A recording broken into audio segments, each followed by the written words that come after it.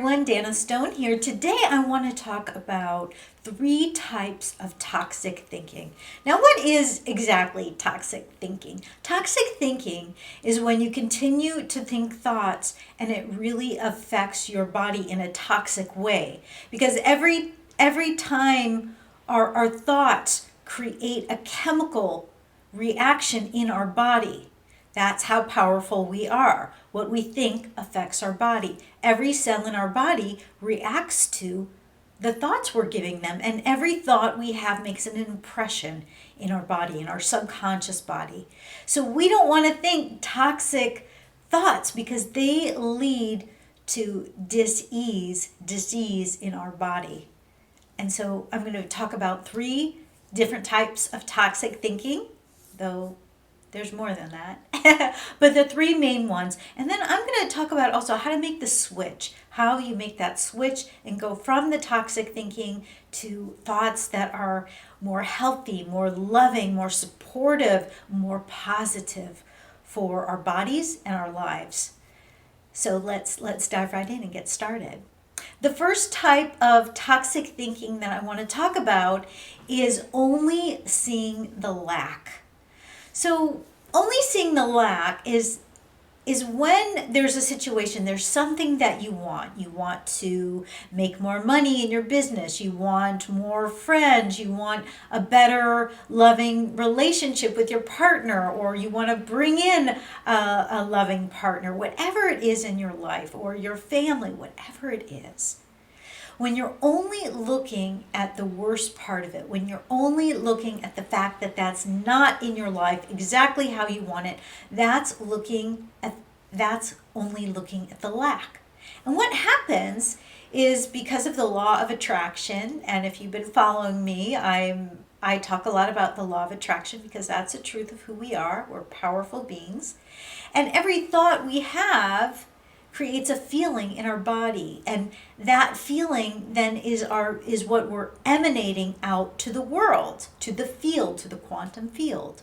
So what happens is, just like the radio's tuned into a certain station and you're going to get that station, our bodies are tuned in to a certain station. There are billions and billions of frequencies, so it's very nuanced. We could tune into so many different frequencies, but when we are focusing on the lack, we are plugged in to lack in the field. And then what happens is the field is always mirroring who we are. The field is always mirroring who we are, who we're being, and what we're giving. And it wants to give us back what we're putting out there. It seems like, God, it should read my mind and know that the vibration I'm putting out there is not what I'm wanting in my life, but it doesn't work that way. It works in the way of what you get in line with is what you'll see. So when you have the feelings of lack and the toxic thinking of lack, what you'll see more in your life, you're inviting more lack to you.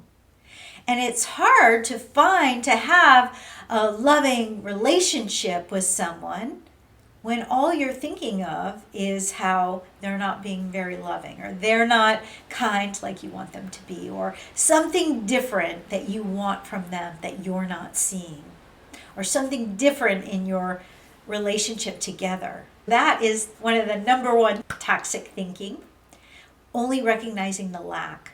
So to make the switch, what we want to do is we want to recognize the good, recognize where in that relationship is there some good, or where in the world find that which you want to seek. Find it within the relationship, find it within yourself, whatever it is.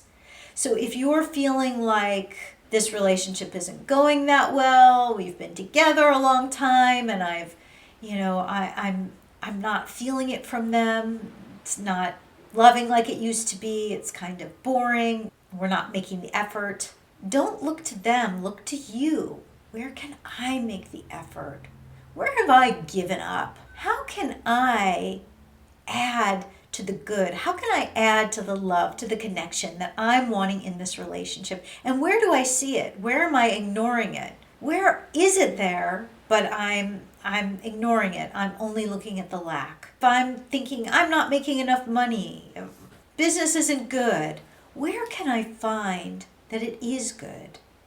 Okay, maybe it's not everything I want, but I did get this new business and it was great. I loved selling them my product or giving them my services or whatever it is in your field or in your work where I'm not appreciated at work. Find where you are appreciated at work. Find where you can appreciate yourself more, where you could appreciate the other person more if you're not feeling appreciated. Usually, what you're seeing in other people is a message for you. So find the flip side. Find the positivity. Find where there's not lack, where there's fulfillment. And then be grateful for that. Be really, really grateful that you have that in your life, wherever it is, even if it's a little tiny piece.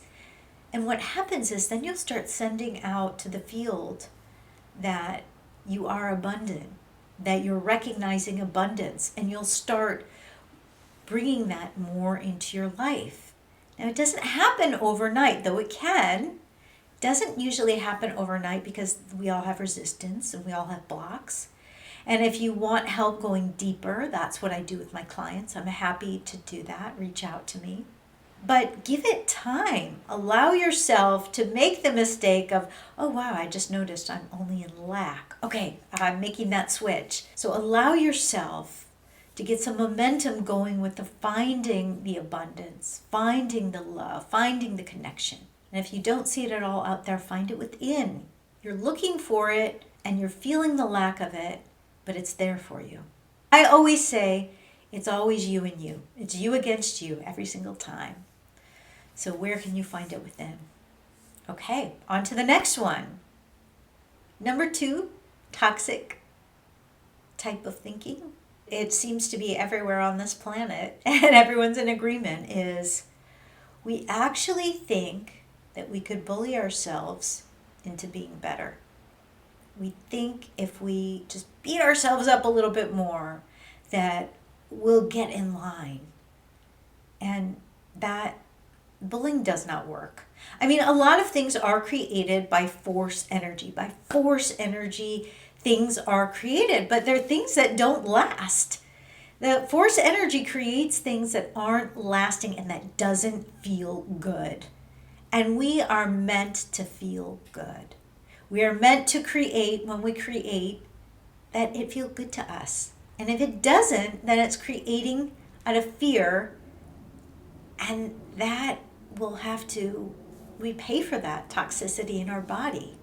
So when you're creating and it's that bullying and it's that anxiety, think about anxiety, what that bullying does, how it creates anxiety in the body. And anxiety in the body is like poison to our cells. It's not healthy. It's creating a toxic environment for our body to live. And when we feel heavy, we feel very dense and heavy. That's not a healthy feeling. We want to feel light. We want to feel lifted. We see it. We see an entire society created from force energy. We see that everywhere. We see very successful people creating from force, and we think, that's the way to create. We were taught that. There are all these messages given to us in subtle ways and not so subtle ways.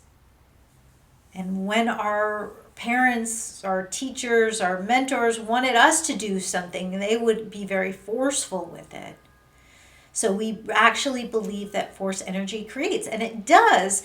But what you're seeing out there when people are creating from force energy and from competition instead of creating, then those are impressions that they're putting out there that they will have to karmically pay for. They will have to make up for that. What you take, what you knock down, what you go against, when you take from other people, when you create from doing that, you will have to there's karmic balance. There will have to be a balance at some point in your life, in the next life, whatever you believe around that.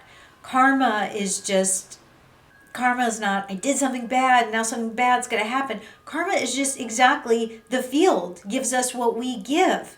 So if you're giving through force and you're receiving through force, there will be a balance with that. That will show up in your life in some way or another. So the bullying becomes toxic for ourselves. It becomes toxic. It is toxic to us because it creates anxiety, which is not healthy for our bodies. Our body does not thrive in anxiety. There was a study done, oh gosh, I forgot who did it. I'll have to look it up, but there was a study done where they took plants and they played really terrible music to it, really depressing, and they said bad things to it and bad words, and they saw what happened to the plants. They withered, they died, they didn't survive. And then they took plants and they gave it positivity and beautiful words. It didn't matter what language it was in either. They did it in all different languages. And the ones that had that good energy, the positive reinforcement, those plants thrived. So plants don't understand different human languages. What they do understand is frequency and energy. And you give the plants positive, loving frequency and energy, and it thrives. Give it toxic, forceful energy, it deteriorates. That's happening in our body too, because we're all energy, just like a plant. We're all energy too. So when we're bullying ourselves, you didn't do that, how come you never do this right? And we actually think that that is helping us. It's not. It never is, it never has, it never will. It's such a deep ingrained thought paradigm, belief system that it helps us. It becomes really difficult to change, but definitely not impossible. What you want to do is you want to watch yourself when you are feeling that anxiety. Your nervous system always is telling you where you're at. So when you're feeling that anxiety, ask yourself, what untrue thoughts am I believing? What am I believing? Am I believing that I have to force myself? Am I telling myself, am I bullying myself right now into some kind of submission? That's how you make that shift. You notice when you're in that anxiety and you say, how can I feel better in this moment? What thoughts do I need to believe to bring more peace, more love into my body? And make that switch. The next one I'm going to talk about, the third and final one, is about ruminating, overthinking. What happens is something happens in our life, and we think that we could actually think our way out of pain. You can't think your way out of pain. You think, okay, I'm going to be safe. I'm going to think about it. I'm going to analyze it. I'm going to look at it from all different levels. And I'm not saying that sometimes you need to analyze things. I get that. But when you try to analyze every single thing, you stay up in your head, and that constant ruminating and ruminating and ruminating doesn't solve any problems. It's when we drop down into our heart and tap into our intuition, to our knowingness, that solves all kinds of problems. That could solve everything for us. Okay, so let me give you an example of this. Let's say Bob's girlfriend, Sherry, broke up with him. She broke up with him, she left him, she wasn't interested in him anymore. She said some things, I need to find myself, this is no longer working for me, I want something different, I want it to be about me, whatever it was. Bob spends the next 2 years analyzing everything he did, everything she said, at what she's doing now, feeling terrible, allowing himself to analyze, and if he could just figure it out, it won't happen again, right? No, that's not true. You can't analyze someone's feelings because they don't even fully know why. There's so many different aspects to what someone feels and why they do what they do. If she said, you weren't there for me, or you didn't show up for me, you could look at that and say, okay, how can I show up better? Not for my next partner, but take some time and say, how can I show up better for myself? The analyzing, trying to figure it out, It does not make you safe. And that's what people think. If I just figure it out, I'll be safe from that happening again. Whatever it was, whether it's a breakup or something small, or you just kind of analyze everything, or your child is struggling, so you're analyzing them. Whatever it is you're analyzing, you're trying to figure out with your ego mind and your intellect. It's just not going to change things for you. Make peace with whatever it is. Then you're able to attract other things into your life.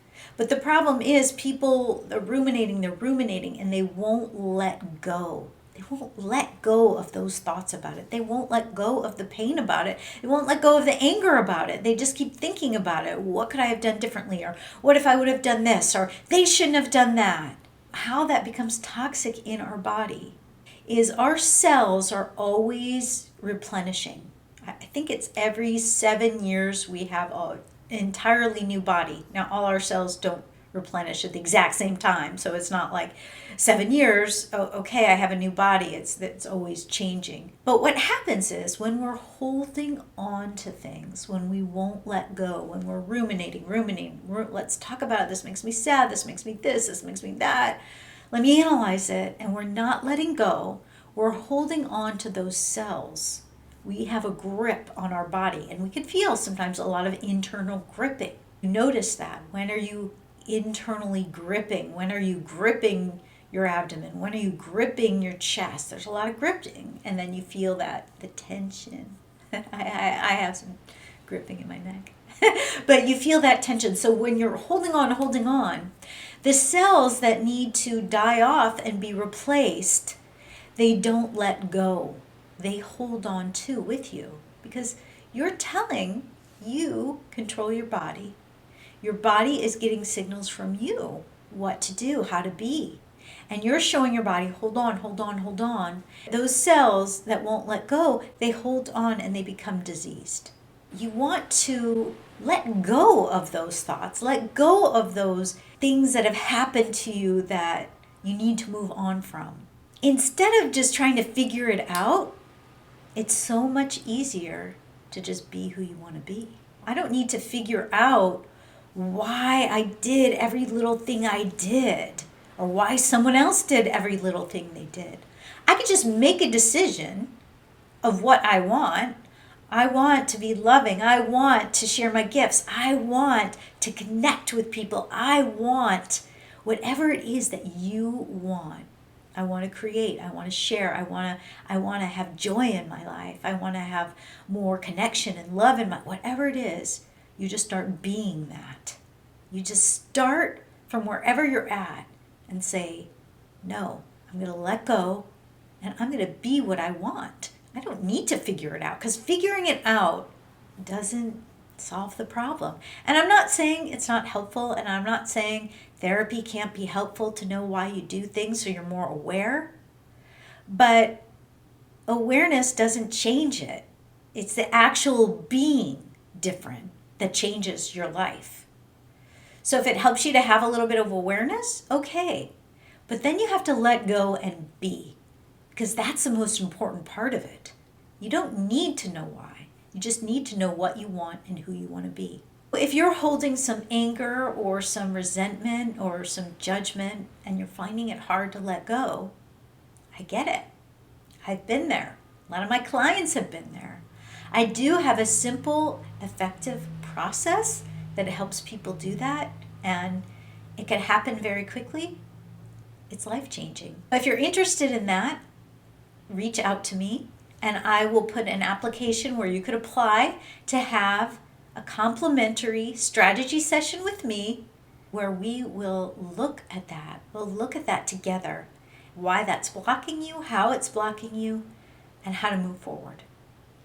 I hope that this was really beneficial for you.